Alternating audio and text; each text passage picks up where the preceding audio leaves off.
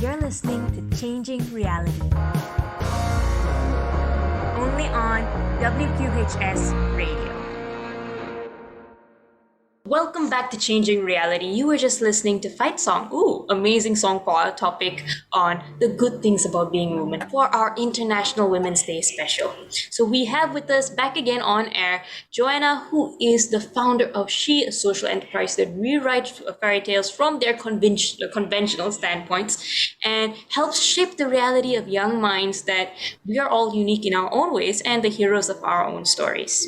We also have with us Madhura, who is the founder of Ascendance that works with everyday students to help identify what their own mindsets are, what are the things that they believe that hold them back, and neutralize them through real world experiences, through going out there and putting themselves out of their comfort zone so that they can be happy, healthy, and excel in their education and their passion, whatever they set their mind to. So two really amazing people that we should learn a little bit about women empowerment from. Just to start off the conversation in a sense, did either of you actually think that you would be this person that young girls all around the world look up to? Gosh, what a loaded question.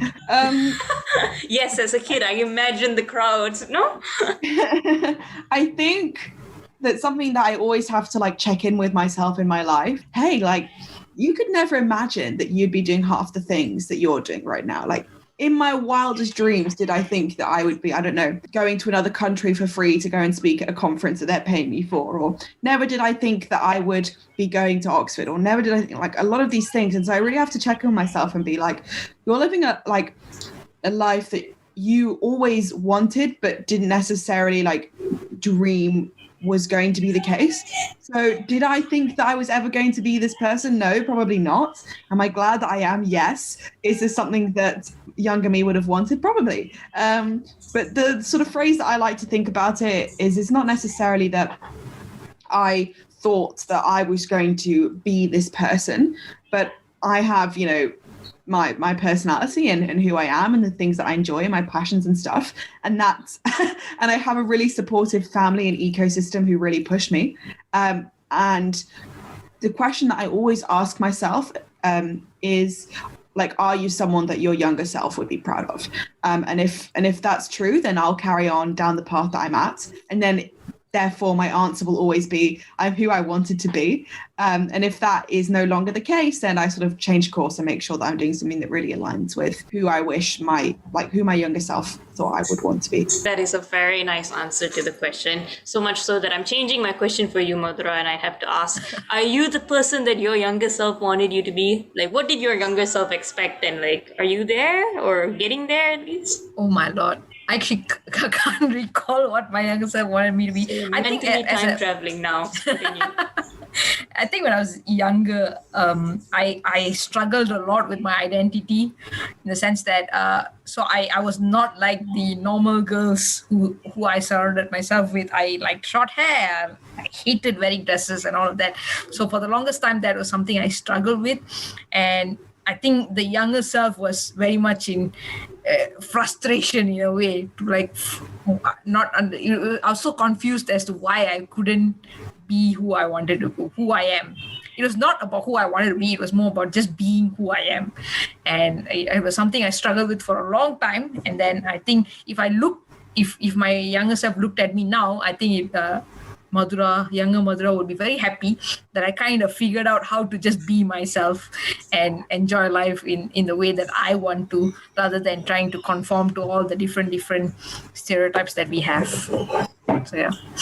Okay, I'm glad to know that. I'll make sure I'll write that down for both of your younger selves when I eventually discover time travel and can let them know.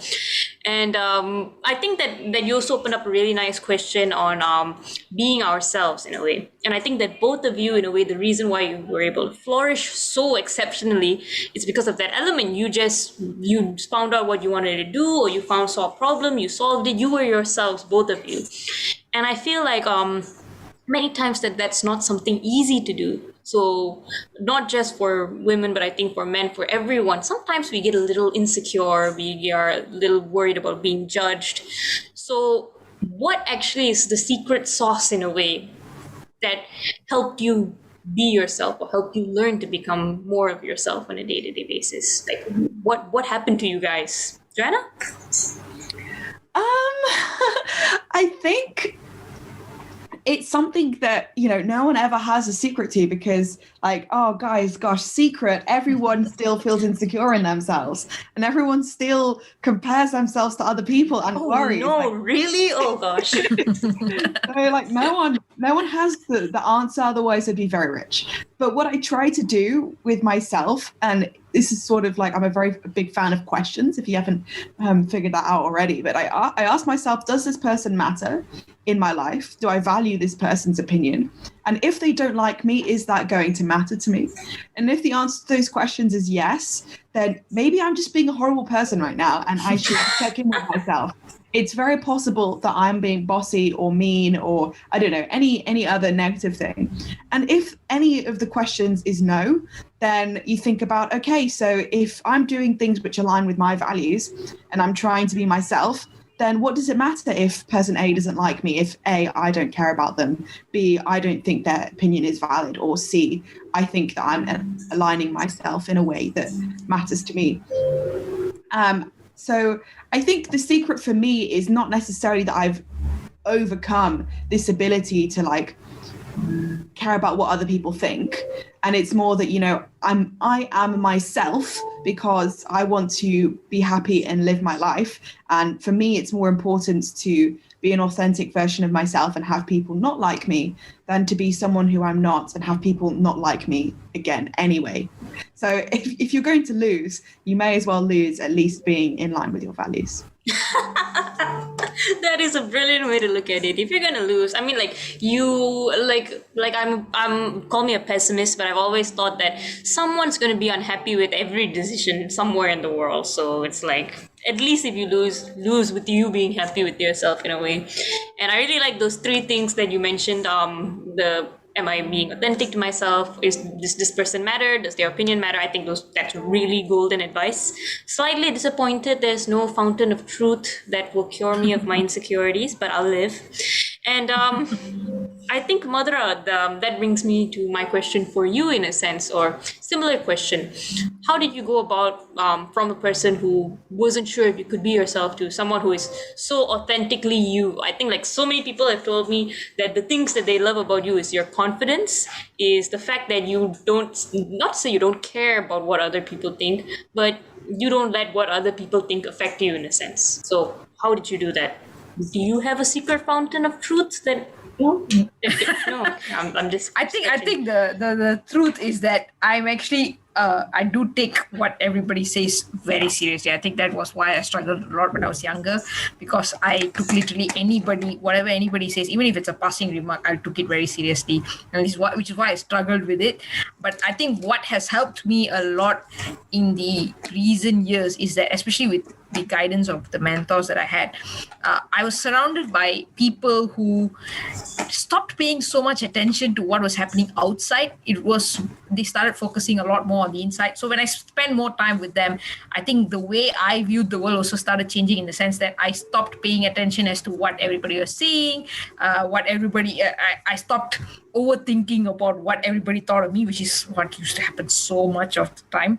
And I started thinking about, hey, actually, what do I want? What is it that I like to do? So, and I started small. I started with simple things. It could be like what you like to eat. A lot of this is a transition from being a youngster to an adult as well, right? Like, as you transition, you also need to discover actually who you are without being influenced by your parents or the society that you're surrounded with. You're discovering yourself. So I was doing that at the same time as well. And I started small. Eventually, as I started finding out these things, I was like, okay, this makes me really happy. I'm just going to stick with it. When I started paying attention to my own happiness and less about conforming to the system or fitting in and all of that, it helped me to make those changes. And it's not like I try to get others to do this. It's just that I think most of the time people are so confused as to why I am the way I am, that they are like, actually, why do you do this? And I'm just like, I just want to be happy and be myself, and that's why I do it. And that inspires them to do the same. I think that makes me happy. exactly. Solid advice. Have an environment of people who I think see past whatever it is and try to see you for yourself, or at least are being themselves, so it rubs off on you. And also start making those small changes. I like the one about what do you really want to eat, because I feel like as a kid you don't normally get a choice, and then when you become an adult you're just like, what do I like to eat? Like, I can't eat like McDonald's every day, and then it's like a process of discovering that I have an opinion. Oh, I have things that I can do. And yeah, and I think it brings me to this one question that someone asked me at a Women's Day panel, ironically, and they said basically, and I was really taken aback by this question. They said that there are many women out there who are shy. They don't feel like putting their opinion out there. They don't feel like putting themselves out there, but they want to go out there and make a difference. What would your advice for them be? I think the most important thing that I can ever say to someone is that you really need to know yourself. I think this is very much like easier said than done. It's really, really important to be self-aware. And this is something that matters for you. It also matters for people, like when you go into a job, this is something that they'll look for. And it matters just to become a better person for other people as well. Because being self-aware means that you understand the things you do well. It means you understand why you behave the way you do. It means you understand, your personality, your likes and dislikes. It also means that you understand what you do wrong and where your flaws are. And I think that that's been something that's really important to me, to really ask myself who I am. And the question, because there's always a question that you can ask yourself here, is who am I when no one is watching? And if you can answer that question and really know, if you strip back the fact that you're speaking to other people, you're trying to look good for them, if you take away the fact that on social media you always try to look happy, if you take away the fact that maybe you're working hard just so that you can look like you definitely earn a place at this university and you're not just sort of like mindlessly trying to like get yourself through it, then I think when you can answer these questions, then that's when you know like who you are authentically, and then you can start to build back in those layers, because you need to know who you are when no one is watching to then be able to say, okay, now someone's watching, how can I still be myself? And I think that my biggest piece of advice is that, also because you will never find confidence in yourself if you don't really know what yourself is. Yeah, I think people will always come and critique you. And if you can say, hey, like, you can critique me, but this is still like who I am. So therefore, I take your comment, thank you very much. But unfortunately, like, I can't change the fundamental parts of who I am. So it really helps not only to make you a better person, but also to sort of have that confidence in yourself that you're your authentic self, I think. That is a very nice answer. And I liked how it basically said that there's many, like, if you're an insecure person, if you're someone who isn't used to putting yourself out there, that means you've already built up these kind of layers in a sense, and you can't like tackle each layer by itself. You'll never reach the core. So start with the core of who you are and build outwards in a sense. Beautifully said. And Madhura, for you, you work with a lot of young girls who start off very shy and very quiet and very timid, but they end up being social entrepreneurs, they end up being conference hosts, and they end up going out there and making real world changes. Like when I first met you, I was shy and quiet, and then now look at me, I never shut up. So like, what do you do? Like how did you actually, like, what would the first thing you say, or the first thing that you'd try to encourage someone who was in this kind of like withdrawn position to do, so that they can bring out the best in them? The truth is, probably I was worse off than you. Right? I was more shy and more timid and all of that. So what really helped for me was, a lot of us try to, we have this assumption that the person who can give the best speeches or is really outspoken, they are the ones who can make real change, and everybody else is inferior compared to those kind of people. I think that was a belief that I personally had when I started off. So coming to understand that actually everybody has a way that they can contribute, and if you focus more of your time on figuring out what is that way that you are really good at and how you can use that to contribute, and spending that time to figure that out and working on that will will help you to make some real change, even if it's not the ones who you're not the one on the stage giving a speech and whatnot. That was personally what I had to do for myself. I had to accept that I don't need to be that kind of person, that I can just, I can do those management aspects of it, or process flow, or those kind of things that doesn't look that glamorous. I can actually go out and do that and actually make a change. But eventually what happened was, as I continued to become better at these areas that I was good at, I naturally wanted to share how I was doing those things to other people. And that is how I actually started actually going out, being on stage and sharing with people. So a lot of us think that even if you don't have anything, the most successful person is the one who shares. Actually, if you have some substance and you have some experiences, and then you will naturally have that pull towards sharing your experiences with other people. And you should just use that at that point in time when you do get that pull, use that to go and share. So even with the youngsters we work with, we get them to do something first, something that they themselves will be very, very proud of, and they work on it, and it's something that comes out of their own effort. When they do that, naturally they have this excitement towards sharing it to people, and speaking out in public and being outspoken is no longer a problem, because you have become this person who has so much of substance that it will come naturally to you. That's what I've personally seen with myself and the people I work with, I feel. Okay, I like that. I like that a lot, because sometimes it's not about teaching someone to feel empowered. It's giving them the power to do something and getting them to realize that they can get it done. And that itself creates an empowered effect in them, I feel. It's like that ability to realize that you have this infinite potential and that you've actually applied it to something and achieved something.